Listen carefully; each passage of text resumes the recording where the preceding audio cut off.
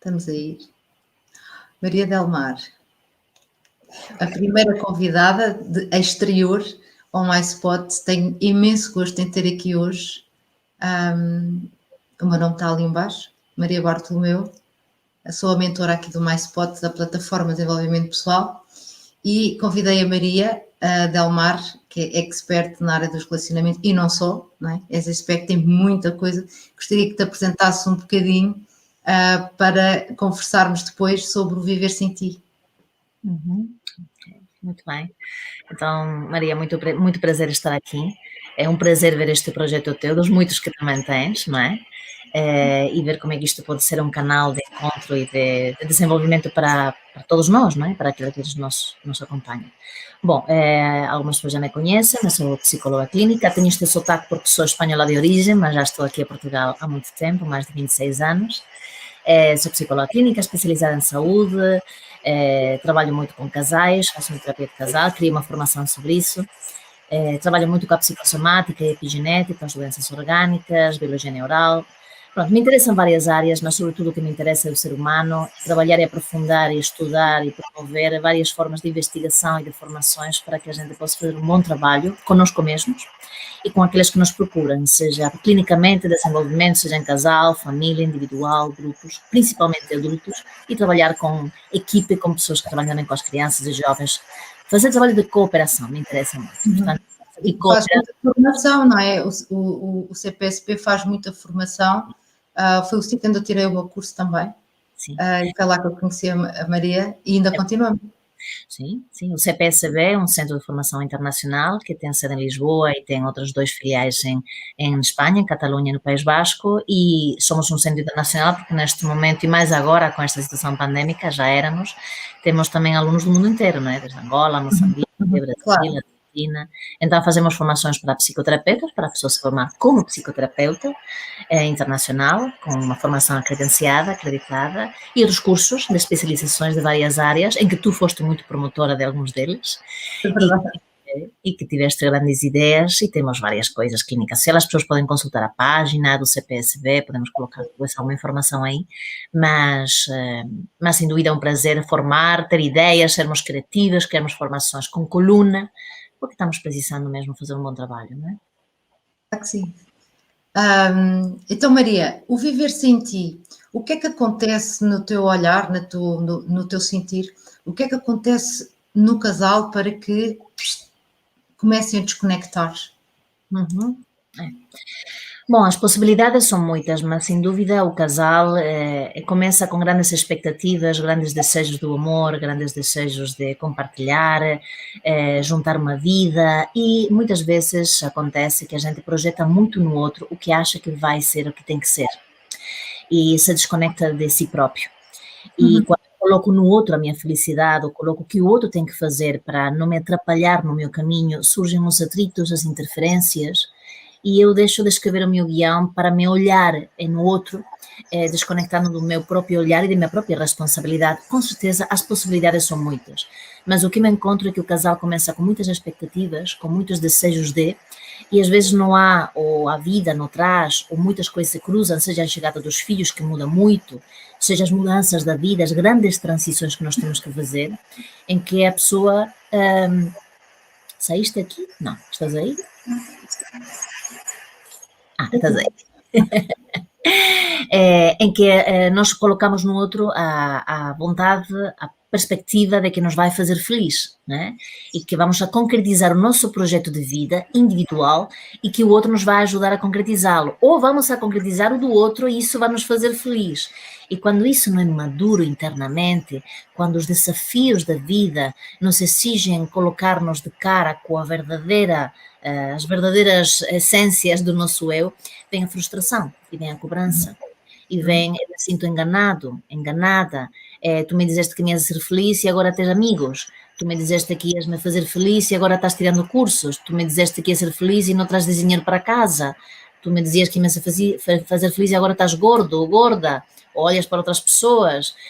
Eu pensei que ia contigo a ser feliz e tua família me incomoda, ou me chateiam, ou tua mãe está sempre no prato, ou minha mãe não está nunca no teu prato, sabe? Ou não queres ter filhos, ou quero ter mais, tu queres ser menos. ou eu quero viajar e tu não queres, ou não gosto dos teus amigos. O pacote da pessoa é tanta coisa. As pessoas trazem à relação, não é só a vontade, embora pareça, trazem as suas vidas. Então, entrelaçar a quantidade de coisas que eu já trago e aquelas que se vão juntando é uma arte de gestão, de filosofia de vida, de criatividade, de compaixão, que exige uma versão de nós muito mais atualizada. Não é fácil. Portanto, É o eu, tu e o nós, não é? Como o teu livro diz, e que fala muito bem sobre essa dinâmica. sim. O eu e o tu vão com as suas partes saudáveis, com as suas partes magoadas também, para a relação, e ao fim de algum tempo o eu magoado também vem à superfície e as personalidades também se desmontam, não é? Ou se manifestam. Eu recordo-me de uma determinada fase, que é a fase onde a pessoa descobre, eu estou dependente daquela pessoa porque agora a pessoa não está e a minha vida ficou vazio. Sim. Sim. Como é que uma pessoa que tem uma finalidade mais de dependência consegue seguir em frente, Mar? Claro. Sim, tu falavas de eu, tu e nós, não é? Quando nós estamos numa relação, às vezes o eu, tu e nós fica estranho, fica diluído, fica um nós, fica diluído uma individualidade. E quando falamos de pessoas que foram, entre aspas, as rejeitadas, as abandonadas, a dor de ser colocado em outro lugar, de deixar de ser especial para essa pessoa que já era especial para nós, mas sobretudo de deixarmos de ser especial para essa outra pessoa, nos deixa um vazio muito grande porque nos devolve de novo para a nossa ferida primária ou para a nossa vulnerabilidade. E o casal, para sobreviver, crescer, precisa saber lidar com a vulnerabilidade própria e do outro. O outro não é perfeito. Mas quando a nossa vulnerabilidade ela é colocada para que seja o outro a preencher muito, quando somos rejeitados, abandonados, a relação acaba, pelo motivo que for, a nossa vulnerabilidade às vezes sofre por um choque traumático, porque às vezes é muito traumático, é uma das coisas que mais estresse cria. As relações, o dinheiro, a perca de saúde, uma sexualidade disfuncional, são as três coisas, relações, saúde e dinheiro, que mais criam angústia nas pessoas e estresse. Biologicamente o corpo sofre muito, energeticamente, espiritualmente. Mas a pessoa que coloca tudo isso no outro e quando há separação fica em contato de novo com toda essa vulnerabilidade, a ferida é quase mortal. A pessoa sente que não consegue nem respirar, que aquilo está a faltar até mesmo o sustento do corpo. E uma das coisas que nós sabemos das fases da separação, que eu gostaria de falar delas um pouco por cima também, é que o corpo fica doente. O corpo fica doente, porque estar numa relação coloca, sobretudo quando há muita intensidade, e as pessoas mais vulneráveis, mais emocionais, que sofrem muito com essa... Todos sofremos, não é? E todos mesmo rigidamente e encoraçadamente, quando vem uma coisa destas, a pessoa nem se reconhece às vezes, né? Nem se reconhece, diz, não sou eu, não é? Há uma despersonalização. Mas, de facto, a dor é tão mortal, sobretudo o primeiro ano, que é o que mais... O primeiro ano é o mais difícil, que a pessoa pensa que o outro ocupava um lugar até orgânico. É como se ele... Tanto que as pessoas utilizam... Meu coração foi arrancado, meu fígado não sinto, minhas costas não me suportam, minhas pernas não me respondem. Ou seja, é uma coisa até somatizada. É como se tivesse me arrancado algo vital que me faz falta para caminhar, para respirar, não é? E outra coisa que acontece muito nas fases da angústia é que a pessoa passa 85% mínimo dos dias pensando na outra pessoa, na que foi embora. Então, há uma reprogramação constante, as fotografias continuam estando lá, vamos ao Facebook a ver quando e como colocaram likes, se me bloqueou, não me bloqueou, se está com A, B, C ou D, com homem, com uma mulher, com periquito, se viajou, não viajou. Os sentidos não têm descanso interno, a ruminação, e não tem descanso externo porque continua alimentando o meu vínculo com essa relação que já acabou. Então, o espaço e a estrada para o presente e o futuro está contaminada, está comprometida, porque não deixa espaço fértil para incluir possibilidades. E os meus sentidos, meu hipotálamo, a antena do mundo, fica só recebendo o velho. Então, é bem difícil abrir o coração para o novo, porque eu ainda estou na relação. não estou fisicamente com a pessoa, mas emocionalmente, energeticamente, hormonalmente, eu tenho essa pessoa no meu lado ainda. E temos uma explicação neuroquímica para que Sim, isso sim, sim. aconteça. Há Temos. uma função, o facto de estar a ruminar, aquele overthinking, sempre a pensar naquela pessoa, e qualquer sítio onde eu vou, vejo aquela cara, vejo aquela pessoa, há Sim. uma função e há uma razão em termos de homeostase para que isso aconteça, verdade? Assim. Há uma coisa que acontece com as fases da separação que é parecido como com as drogas. Até mesmo há doenças cerebrais que se comportam exatamente igual que quando eu tenho tido picos de abstinência com cocaína. Isso está estudado por Ellen Fisher e outros neurocientistas muito interessantes. Então, quando eu tenho um choque primeiro da separação, que posso estar na negação, achar que isso não pode ser, angústia, o choque que cada um tenha, da forma que tenha, na realidade, nós temos uma disfunção com a dopamina. A dopamina é uma hormona, um neurotransmissor de longa alcance, que a gente precisa para ter uma boa dose para fazer coisas de fundo. Isto é para ficar muito para conquistar um trabalho, uma coisa que me vai dar uma satisfação muito grande porque eu estudo muito, fazer um curso longo, uma relação. Então a dopamina me dá um estado de excitação, de contato com a vida e vitalidade que é dopante, por isso se chama dopamina. E em certos estados, para a criatividade e para me envolver é fantástico. E é muito bom para o corpo. Mas em certos graus, a dopamina, passando um certo nível, o hipocampo mingua. Em certos graus, eu perco contacto com a minha criatividade, porque é tão alta, não me dou nem conta, depende tanto da outra pessoa, neste caso, estou tão envolvida nessa paixão, nessa intensidade, que às vezes não é tanto qualidade, que a briga, a intensidade enquanto a briga, conflito, fico dopado, e isso inibe a serotonina, que é a hormona da felicidade.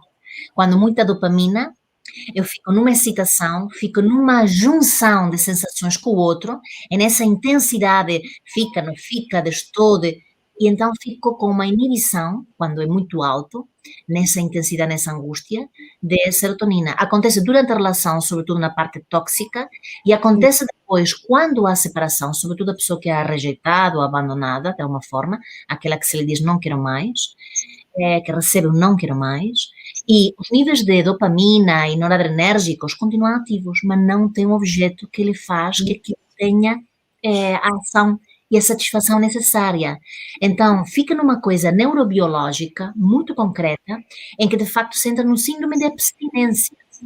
De alguma forma, o amor seria a ativação, a coisa maravilhosa do êxtase, e a separação seria o monstro da abstinência. O monstro da abstinência. O corpo doe, só se pensa em retomar de novo o contato com aquilo que me deu, não é? Inclusive há lugares do córtex, que se chama o córtex cingulado e a ínsula, que são receptores de dor. São os receptores de dor e sofrimento que ficam ativos. Portanto, é uma coisa que até é biológica, ou seja, a pessoa quando está em sofrimento e deprimida por uma separação, que as pessoas falam, dá uma volta e te passa. Isso tristeza, vai dar... A pessoa está doente, a pessoa não está só com uma coisa na cabeça, a pessoa está mesmo biologicamente comprometida. Se puséssemos num scan de uma ressonância magnética ou num ataque, certamente que se via algumas zonas a acender, não é? É um processo. E é esse processo, Mar, que em termos neuroquímicos, que faz com que, por vezes, as pessoas digam assim, eu quero deixá-lo ou quero deixá-la, mas não consigo. Sim. Então, a dinâmica elástica é acabam e depois começam, e depois acabam e depois começam. Isto faz uma adição tremenda e é muito difícil. E quando me colocam, às vezes, contam uma dinâmica, como é que as coisas passam, etc., muitas vezes dizem que cada vez é mais difícil a sair do ar. Sim. Ora, nós temos aqui a parte neuroquímica a trabalhar a nosso favor, entre aspas, certo? Sim, sim. Temos porque isso que estás a trazer é muito importante, Maria, para nós percebermos juntos e ajudar as pessoas, de que é um processo de febre, é um processo inflamatório, porque a amígdala se dispara, é que é mesmo uma inflamação no corpo, e é que ao mesmo tempo que a dopamina não está fazendo o seu trabalho bom, a serotonina, que é a calma, a felicidade, o cortisol e as questões mais dopaminérgicas, a glândula suprarrenal, o circuito do estresse começa a ficar ativado. E no estresse, eu fico com mesmo menos irrigação da parte criativa. Eu fico comprometido e meu corpo fica imunodeprimido, fico mais postrado, mais vulnerável.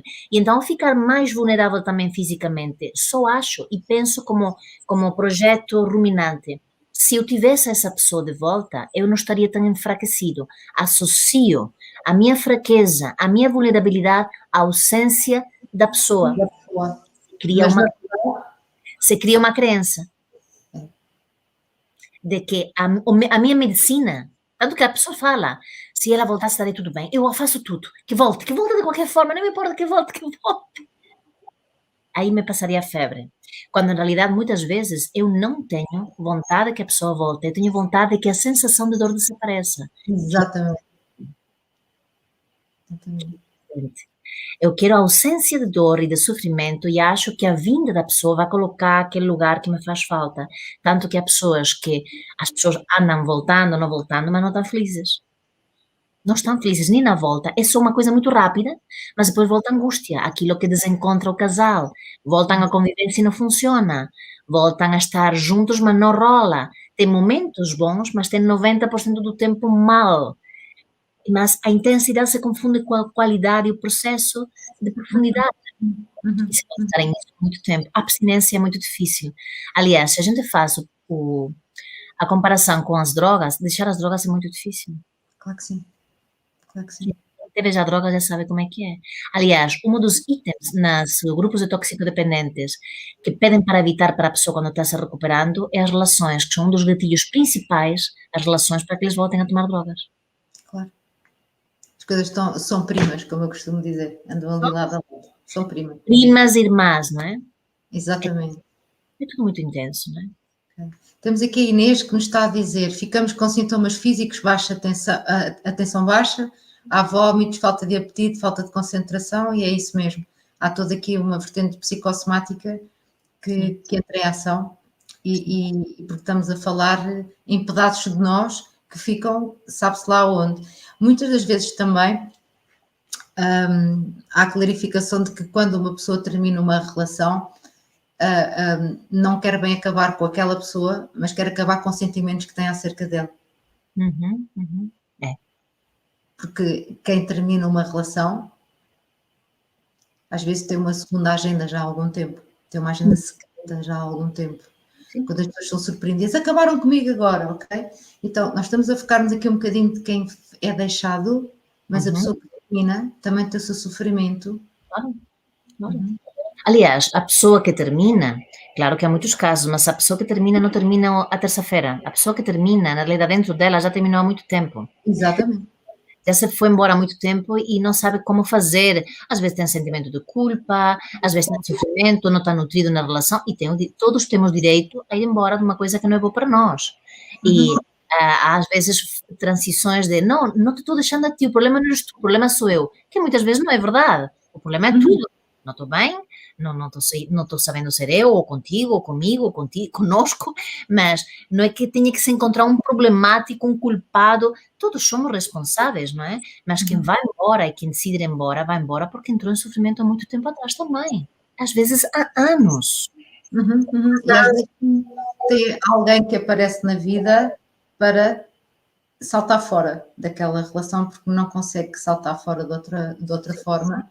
E há sempre o bote expiatório, ok, ela ou ele foram-se embora porque me traíram, porque arranjaram alguém. Sim. E às vezes este arranjar alguém, lá está, já é uma fase muito posterior quando a pessoa terminou, ou seja, a pessoa já terminou se calhar há um ano, arranjou alguém agora e terminou agora. A pessoa agora é que teve coragem porque tem ali um up de alguém que apoia para a pessoa tomar a decisão. Então, resumindo, há sofrimento de ambos os lados, claramente. Claro que tem sofrimento de ambos lados. E isso que estás a colocar é muito importante porque a infidelidade, a terceira pessoa, são coisas que criam imenso sofrimento e que é preciso compreender em profundidade. E quando eu faço terapia de casal, quando o casal finalmente compreende quanto isso tem algo muito mais de profundo, é mesmo muito, muito mais interessante. A pessoa, quando arranja outra pessoa, estamos a falar de pessoas que se envolvem na relação, não de pessoas muito promíscuas que já tinham isso antes, não é? Claro. Na relação e que em algum momento acontece. Tal e qual há sofrimento na relação porque algo não está a funcionar, que é importante para a pessoa, é significativo, e nesse vazio há espaço. Há espaço, pode encontrar alguém que preencha esse espaço, porque é melhor, porque é diferente, porque traz outras memórias que há muito tempo que não se tinha, porque dá pausa, porque dá calma, o que for. O ser humano está o tempo todo procurando compensações, procurando como organizar-se e autorregular-se. E de repente não havia ninguém e a pessoa fica na angústia. Mas aparece alguém que nutre de outra forma, ou que achamos que nutre, porque às vezes só ajuda a transição. É Não é a isso. pessoa que fica. É Esse é só o ponto. o chamariz para dizer é possível sentir diferente, e a pessoa vai embora e depois não fica com aquela outra pessoa. São pessoas transitórias, que eu lhes chamo, que são também importantíssimas e que também têm o seu sofrimento, não é? Mas compreender que o ser humano não trai habitualmente porque lhe dá na telha, porque quer magoar a outro. A pessoa trai eticamente as regras morais, mas muitas vezes, não será sempre, mas muitas vezes trai para não se trair a si próprio. Porque na relação, se eu não estou bem comigo, se eu não estou mesmo bem comigo, eu tenho pouco para dar. Eu vou me confundir e vou ter uma eclipse de ideias em que eu vou fazer coisas que não têm muito a ver com aquilo que eu sou. Eu vou cobrar a outro e, por isso, a volta a si próprio, o que realmente é essencial e importante, para não me confundir e não criar manipulações absurdas, que ser autêntico é tão bom, não é? Olha, estou me sentindo triste, infeliz na relação, não sei o que fazer, podemos junto tentar, podemos não tentar, já não te amo mais, perdi a vontade, é doloroso.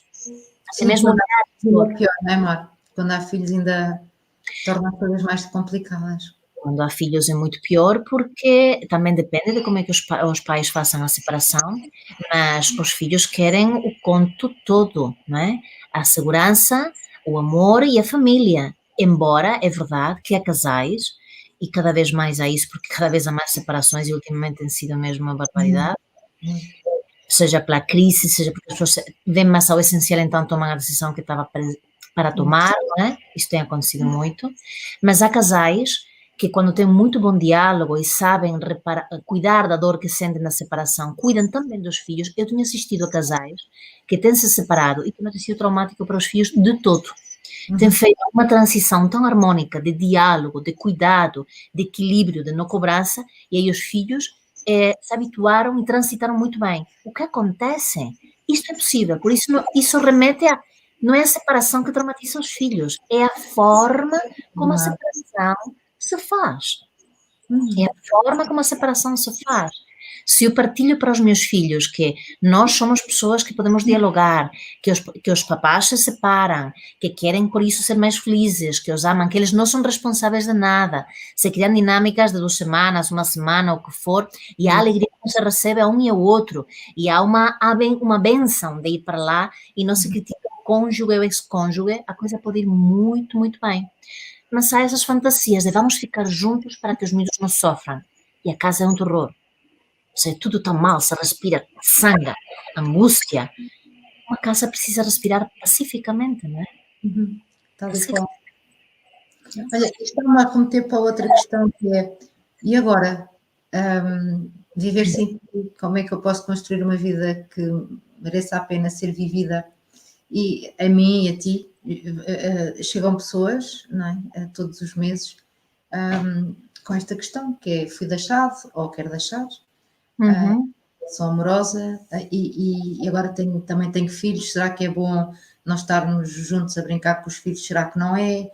Mas se eu lá estou, depois apetece falar sobre a relação e não é bom, e depois estou sempre a ver e também estou sempre a ativar e depois não consigo dormir à noite e depois começo com o trabalho a entrar em maus lençóis porque não tenho tanta concentração e depois já não apetece ir trabalhar. Isto aqui é uma espiral, não é? Que às tantas que há uma diferenciação clara entre pessoas que têm filhos e pessoas que não têm, porque as que não têm podem dar um corte durante um tempo, não é? E as que têm filhos não podem dar esse corte. Tu sentes que é um corte que é necessário dar? Claro, claro, e há pessoas que têm filhos, há pessoas que trabalham na mesma empresa, há pessoas que são vizinhas, há tantas histórias, não é? Mas quando não é possível essa distância física ou essa distância de segurança de duas pessoas solteiras que têm a sua vida, enfim, independente, aí supostamente é mais fácil quando é, porque às vezes não é. Não é. continuam se procurando, portanto, depende de cada caso. Mas quando tem filhos e tem coisas em comum, de facto aí o desafio é muito maior. Mas tem que haver um espaço de segurança, de separação, que ao princípio, nos primeiros tempos, não é possível porque se passa pela tristeza, pela raiva, pela negação, pela negociação interna e depois para vamos ver. A aceitação de que a relação não tem futuro é muito importante. A aceitação de que acabou é muito importante. Isso precisa um tempo útil para os dois, mas quando isso acontece, a pessoa tem a possibilidade de começar a repensar-se sem o outro. E para repensar-se e sentir-se sem o outro, precisa evitar que entrem pelos sentidos demasiados estímulos. Se a minha casa está cheia de fotos, de coisas da outra pessoa, eu estou à espera. Meu corpo fica à espera, meu território do sistema reptiliano fica com a casa preparada para essa pessoa. Se os meus códigos, eu me lembro uma paciente minha que dizia, não, eu tirei tudo da casa dele. E depois fomos vendo o que era, o que não era. Todos os códigos do multibanco, do banco, eram do código do casamento deles, a data do casamento deles. Ou o nascimento, o tempo todo. Ou seja, são de alguma forma estratégias difíceis de deixar ir, que tem que ser pouco a pouco. Nós, como terapeutas, sabemos que, embora isso é saudável, é um detox com calma, negociando com a pessoa. O que é possível que desfazeres agora? Dizer adeus. Que transição é essa que podes fazer que vai demorar umas semanas até deixar de ir àquele lugar? Deixar de ir aos mesmos lugares. Ou pelo menos ir a outros e também ir a esses. Ou seja, não ficar nessa coisa de túnel em que nada mudou na minha vida, os amigos são os mesmos, os lugares são os mesmos. Por que vou ter que mudar? Que mude ele, ou mude ela, não é? Essas coisas de raiva. Então, o que é mais importante? O ganhar ou a pacificação para poder encontrar o teu processo de vida. Isso demora seu tempo. Agora, uma certa transição para poder deixar espaço, e nesse espaço estar com a tristeza, a ausência, perceber que não morremos, e depois, em esse espaço fértil, ir incluindo coisas, tudo bem, mas há um espaço necessário de ausência que tem que ser vivido. E cada caso é um caso, tu sabes, Maria, já há algum tempo, há alguns anos já terapeuta, psicoterapeuta e muito, muito experiente já e com muitos resultados, que isso não é assim matemático. Olha, não, deixa de é uma experiência pessoal, não é? Isso é que não é automático. Não é um código de, olha, faz isto 3 semanas, depois faz isto 5 semanas, depois passados 6 meses vai estar tudo super bem, agora não come, não escreve, não é bem assim. É uma coisa muito dinâmica que a pessoa vai desfazendo, você vai dizendo, olha, eu fui capaz disto, como é que te sentes? Ok, respira, dá-te espaço. Isso trabalha-se muito em psicoterapia, acho que é muito importante as pessoas quando estão em um processo de transição, de separação, sobretudo se tem sido muito intenso, que procurem ajuda, não é? Todos Claro. precisamos cuidar uns dos outros, mas não é matemático, mas tem fases. E, de facto, quando há filhos, a possibilidade de entregar ao outro, é nesse tempo que nos está com os filhos, começar pouco a pouco a retomar coisas que pouco a pouco nos dão prazer. Há pessoas que não é que retomem coisas que dão prazer, retomam todas e mais algumas de quando eram adolescentes, porque também tem isso. Tem quem fica na hipotonia e tem quem fica na hipertonia. E os extremos já sabemos que trazem as suas consequências, mas às vezes há que passar por isso. Há que passar pelo bardo caótico de não saber. Eu lembro-me que tu me dizias, há uns anos atrás, nós estamos aqui, mas para irmos para o meio temos que ir ao outro extremo, para depois conseguirmos vir aqui, não é? Temos que visitar os dois lados, para conseguirmos chegar a um centro e seguir mais centrados. O que não significa que o centro seja rígido, porque não é. Porque nós balanceamos, tal como o nosso coração vai mantendo um ritmo e a nossa autoestima também, aqui também andamos de um lado ao outro. Mas um lado ao outro, mas não extremo, não é? E aqui nestas primeiras fases, aquilo que me parece é que há um extremo, que é agora não falo mais nada e há um corte radical, e este falar mais nada não é só com aquela pessoa, parece que é com o mundo inteiro e com as pessoas todas ao redor. Então, assim, em pontos, como é que nós poderemos ajudar lá em casa para quem esteja a passar uma fase do viver sem ti?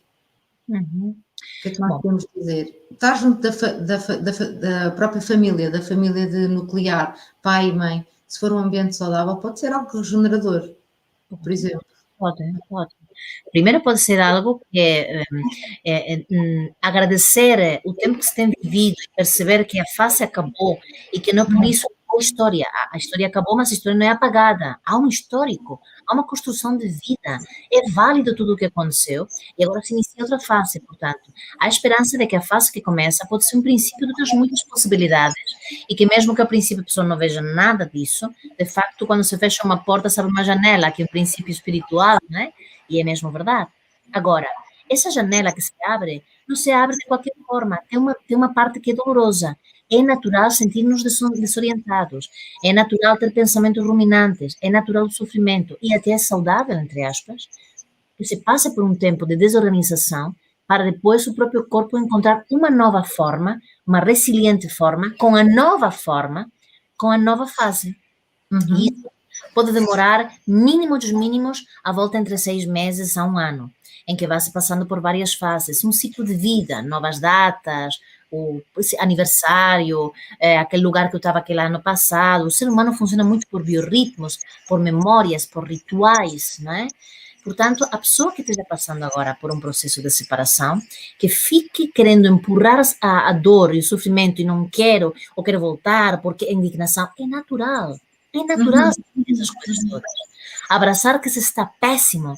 Uma paciente minha dizia outro dia, então, eu estou péssima, isso é bom?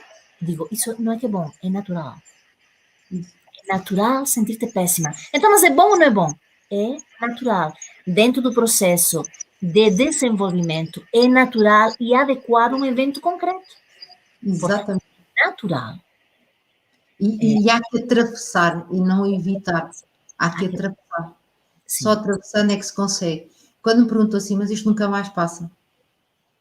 Há uma resposta que eu gosto de dar, que é, vai passar. Sim, vai passar. Tudo vai depender com aquilo que se faz com o tempo. Sim, sim, sim. Vai passar, é aquilo que se faz com o tempo muito bem, Maria, sem dúvida. E a relação com o tempo é uma coisa muito particular, porque o ser humano tem muita pressa. E tem pressa para retirar a dor, e o amanhã é muito longe, e viramos em algum lugar, com aquele lugar do córtex, como os adolescentes. Os adolescentes têm pressa. O amanhã, dizer a um adolescente, tem paciência. Onde? Que tu dizes a um adolescente, tem paciência, porque o cérebro dele está ainda nas podas neurais, há coisas que não tem ainda feitas. Mas quando estamos em um trauma de choque, de separação, a gente, curiosamente, vai ao mesmo lugar que tínhamos na adolescência, da relação do tempo. É muito tempo, eu não tenho tempo. Não tenho tempo para isto. Não tenho tempo, até porque uma série de coisas à volta. Eu tenho que ter concentração para o meu trabalho, eu tenho que estar bem com os meus filhos, eu tenho que dormir, eu tenho que, e tenho ainda isto que é uma espécie de bola negra no meio de mim e o mundo. Só que quando eu luto contra ela para que ela vá embora, maior ela fica. É como se fosse uma sombra que crescesse. É.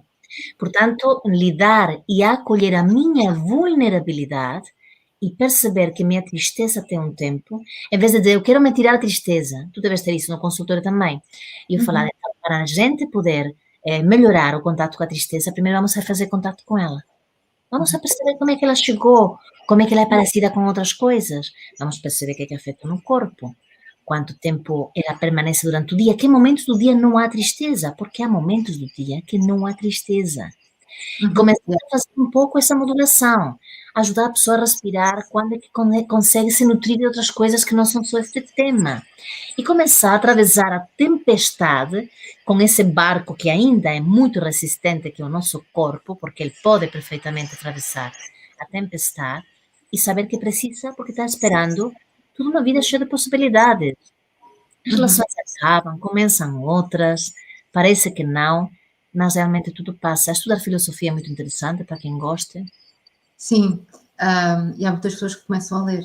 Eu lembro-me que no meu primeiro grande heartbreak li que me fartei. O ler ajuda muito. O ler Lá ajuda. está. Uma coisa que é veneno para um pode ser benéfico para outro, etc. Mas ler ajuda muito. O teu livro, O Eu, Tu e o Nós, fala também com avanças e desavenças entre casais e por aí fora. Pode ser um livro bastante útil para quem nos está a ouvir. Há outros, há o Amor Zero. Tu lembras-te mais alguns que possam ser benéficos para quem nos está a ouvir poderem ler? Há tantos A Arte de Amar, de Eric Fromm, é fundamental, não é? O Amar Demais. O Amar Demais, o Arte de Amar, de Eric Fromm, é fantástico. Eu acho que, sobretudo, o Jack Norfield, A Sabedoria do Coração, eu acho que é maravilhoso. É um tratado, quase, uma bíblia para trabalhar o amor, a compaixão, e, sobretudo, também saber trabalhar com a compaixão e com a generosidade, porque o ato da separação e da aceitação, o ato da generosidade conosco, para a gente se conectar com o melhor de nós, e o ato da generosidade com o outro e deixá-lo ir. E aquele que se vai embora também cuidar daquele que deixa e lhe dizer aquilo que lhe vai na alma, porque aquele que vai embora, que também está em sofrimento, também precisa cuidar como deixa o outro. Todos têm responsabilidade. Tem responsabilidade quem fica, tem responsabilidade quem vai embora. Portanto, é dos dois. Eu preciso cuidar de quem deixo e dizer a minha verdade, e por dolorosa que seja, às vezes a verdade, cuidadosamente dita, lhe dá a possibilidade de se relacionar com o real. É mais difícil a gente sobreviver a uma separação quando é abstrato. Mas, às vezes, não se tem a parte real, então há que relacionar-se com o que há, porque às vezes não é possível. Mas, desculpa, às vezes em terapia, quando há dúvidas, quando se desconfia que aquilo não é bem verdade, eu gosto sempre de sugerir que a gente construa o cenário real da própria pessoa, não é? Porque há a realidade da própria pessoa é como há a mãe real e há a mãe introjetada que está dentro de nós. Então há a relação que aconteceu, os eventos de determinada forma, e quando a pessoa desconfia, não sabe, quer ir à procura, e quem vai à procura sempre acha alguma coisa e vai interpretar daquela forma, etc. Isto tudo ajuda-nos a ficar doentes. Então eu tento construir com a pessoa que vem uma realidade. Olha, vamos pegar nesta hipótese, e vamos pegar nesta hipótese, vamos pegar, e ver várias perspectivas. Abrir, Amplificar, porque a pessoa está muito aqui, está muito como tu dizias, e que me ficou em memória, tem a consciência contraidíssima, está em contração a consciência. Sim. E fazer este movimento expandir, até mesmo com o próprio corpo, com exercícios de respiração, ajuda imenso a que a pessoa sinta, já ajudou, já estou mais aliviado. Depois passar 3 ou 4 dias já está outra vez. Sim. E esta contração de expansão é incrível, como o reservatório imaginário que a gente possa ter das nossas emoções, começa a tristeza outra vez a subir, a angústia, porque há uma autoprodução, como se fosse pensamentos automáticos, sempre a vir e sempre a chover no molhado, e as pessoas dizem, estou tão farta, estou tão cansada, como é que eu consigo sair daqui? E a resposta é sempre, isto é um processo, tal como tu referiste aqui muitas vezes. Vai passar, é um processo, demora o seu tempo, e aquilo que a gente fizer com o processo é que faz diferença. E tu deste aqui algumas dicas boas de como fazer. Sentes que poderá sempre ser muito benéfico a pessoa ter uma orientação terapêutica? A terapia, a psicoterapia, a psicologia nasce para ajudar o ser humano a atravessar as suas tempestades, não é? A crescer, a preparar-se para atravessar outras, a atravessar melhor. Portanto, eu acho que vai chegar uma altura em que, naturalmente, todos vamos precisar de ter alguém com o qual falar do que nos vai na alma. E uma das coisas, eu acho que sim, sem dúvida, que pode ajudar muito e ajuda. Cada vez mais as pessoas estão pedindo ajuda, o que é bom. Há uns anos atrás era muito distinto. Agora as pessoas já não acham tão louco ir ao psicólogo, ao psicoterapeuta, ao terapeuta, ao psiquiatra, se necessário, enfim, em casos muito mais graves. Mas, sem dúvida, é muito importante perceber que esse processo em que a terapia pode ajudar muito tem como objetivo, e muito mais agora neste tema que trazes hoje, Maria, na separação, o que faz com que a pessoa entre num sofrimento atroz, ou que lhe seja muito difícil sair do sofrimento atroz, é que foca-se no que o outro fez, naquilo que está errado, e se desconecta dos recursos que tem a pessoa de voltar a si próprio e repensar-se para além do outro. Para além do outro. Viver sem ti, viver para além de ti, e então viver comigo e viver bem comigo. E isso é uma parte de mim. O outro é uma parte de mim, mas não sou eu. E esse encontro comigo, para além do outro, me devolve a autoridade interna, a capacidade de tomar decisões. Porque o que é traumático me destitui da capacidade de tomar opções. Eu fico sequestrado. Mas eu acho que é o outro que me sequestrou. Mas é que eu permiti que o outro me sequestrasse pela minha história, porque me comprei o filme de Branca de Neve, ou, que é terrível, não é? Uhum. Comprei o conto Fairy Tales, não é? E, em realidade, a proposta terapêutica de desenvolvimento e deste projeto maravilhoso que tu tens aqui, Spot, é a pessoa voltar a si própria e aquilo que lhe acontece são partes da biografia. Mas o denominador comum e o protagonista da nossa vida somos nós. Uhum. Vai Uhum. e volta. E aos outros, a teus filhos, nada me pertence. Uhum. Olha, é Nada. uma boa questão. Essa questão dos filhos, etc. E que eu vejo muito é, eu dei-lhe tudo, eu fiz tudo por ele, ou fiz tudo por ela. Há um amor incondicional ao adulto. E algo que eu aprendi pessoalmente é, claro que nós conseguimos amar incondicionalmente o adulto. Amar incondicionalmente, isto é a minha opinião pessoal, é amar filhos. Os adultos não é para amar incondicionalmente, é para amar filhos. Surgiu-me agora, não é? O dar tudo ao outro, o fazer tudo pelo outro, e agora aconteceu isto, mete-nos numa posição de vitimização e lá está de uma perda de poder enorme, não é? Então e agora como é que eu vou aprender a amar de uma forma diferente? Nunca mais vou sentir aquilo que era, nunca mais vou sentir por aquela intensidade. Pois não. É, E ainda bem que não, porque não se sim, ama incondicionalmente adultos. Concordas? concordo totalmente. Incondicionalmente, se ama alguém que depende de nós. Isso. Alguém que precisa de nós para a sobrevivência. E então, o filho precisa de nós porque o ser humano nasce inacabado, nasce 70% para acabar e 30% maduro. Se não tem outro ser humano à volta, ele não sobrevive. Então, biologicamente, a gente precisa de doar-nos até fisicamente para acompanhar a sobrevivência do outro ser. O fazemos, umas melhor, outros piores, espero que bem. Tu fazes muito bem também, as duas somos mais, não é? Portanto, sabemos o que é esse amor incondicional e essa dedicação, e não nos questionamos que o bebê nos agradeça.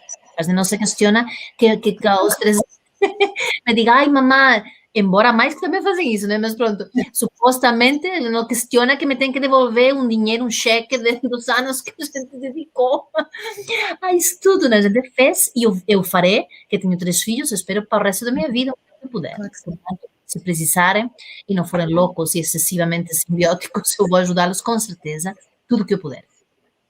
Agora, há uma relação horizontal, uma relação adulta, tem que haver Aham. reciprocidade. E essa reciprocidade significa que tem que haver um intercâmbio saudável, interdependente, saudável, em que o que se faz encontra eco no outro, porque reconhece, porque devolve com generosidade, porque flui. E quando isso não flui, eu falo, eu fiz tudo, eu dei tudo de mim, eu me desprovi das minhas necessidades, e eu era em troco de nada. Não, porque agora estás cobrando. Se fosse em troco de nada, agora que foi embora, não estarias cobrando. O Uhum. incondicional não cobra quando deixa de ter. Não. Entregou, entregou. Portanto, não existe nesse aspecto, incondicionalidade. Há uma condição, faço isto, mas para que fiques. Vas Isso. embora. Portanto, isto é um tema que podemos falar aqui 500.000 horas, não é? Claro que Agora, sim. que se Claro que pode sim. amar muito uma pessoa e fazer coisas maravilhosas por ela, sim. Mas calma e cuidado com essa coisa incondicional, porque o ser humano tem uma condição humana, então precisa da reciprocidade. E quando Isso. isso não acontece, chega um momento que é um vazio. E é um momento também de manipulação. Se eu faço tudo pelo outro, eu estou sequestrando. Uhum. Eu devo de infantilizar ao outro. E para terminar, tu achas que uma pessoa do casal, ou mesmo quando estamos a falar de amizades, deve pedir desculpa? Claro. Ok. Se um casal tem que pedir desculpa, como assim? Sim, há muitas vezes as pessoas dizem assim: eu estou irritada, e estou a falar contigo desta forma e termino desta forma, ou se não for para terminar, estou a falar desta forma assim, porque tu estás-me a irritar e não te vou pedir desculpa, porque nós não temos que pedir desculpa por aquilo que sentimos. Isto é algo que me aparece muito, não é?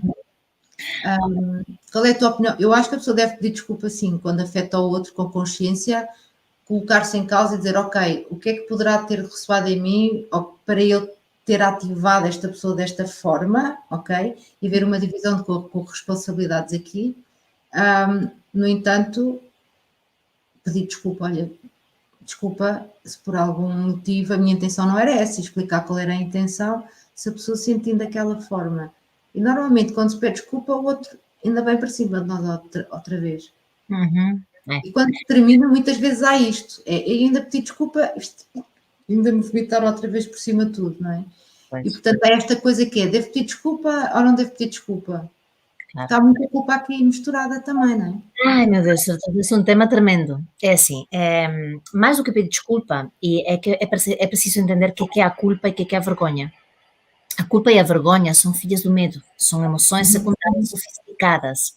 Na realidade, na culpa, eu estou me dizendo eu fiz errado. E a vergonha é eu sou errado. Quando essas questões não são claras e eu faço algo que cria dor ou que estou nesse momento muito angustiado, fica muito confuso o que estou a sentir. Agora, eu acho que a tua pergunta tem muito a ver com quando há essa tensão, quando essa emoção que se coloca em que está um magoado e o outro está magoado porque está recebendo, como gerir isso adultamente?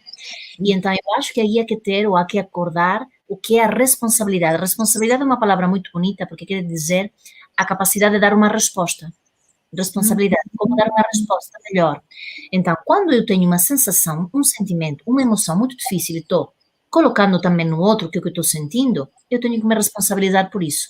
E outro fala, me estás ferindo ou fica transtornado, eu tenho que dizer, isto que está acontecendo comigo é o que eu sinto. E então eu estou colocando aqui, eu tenho a minha responsabilidade por isso.